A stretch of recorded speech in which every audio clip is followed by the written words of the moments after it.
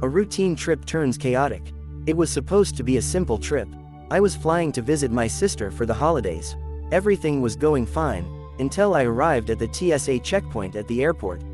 I was in my wheelchair, as usual, due to my diagnosed condition that affects my mobility. But that day, I encountered someone who changed everything. She was a board member of our WA, but more than that, she was infamous in our neighborhood. People called her Karen, behind her back, over-controlling, aggressive, and often crossing the line when it came to enforcing community rules.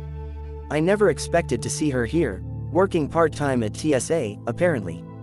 Accusation and humiliation. As soon as she saw me in the wheelchair, her eyes narrowed. Loudly, for everyone to hear, she said, "You don't need that chair. I've seen you walk your dog. You're faking this for attention, or to skip the line." The words cut deep. I froze, part embarrassment, part fear.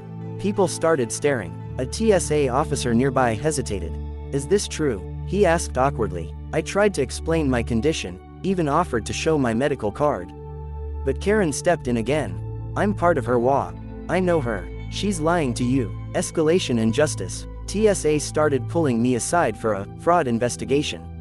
I was panicking. I called my doctor, put him on speaker to confirm my diagnosis. Still, Karen wouldn't back off. That's when things shifted. A fellow traveler began recording everything on their phone. Another bystander called airport security. When officers arrived, they reviewed the video, and they weren't pleased. Turns out, falsely accusing someone of a disability and interfering with their mobility rights can fall under federal disability discrimination laws. Karen was arrested on the spot. Her TSA badge was taken away, and she was charged with interfering with federal transportation procedures and violating the Americans with Disabilities Act (ADA). The fallout. News spread fast. The video went viral. Disability advocates praised the arrest. Our WA community was stunned.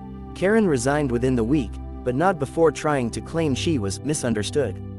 I received apologies from TSA, an official letter from the airport authority, and even an invitation to speak on a podcast about the rights of disabled individuals.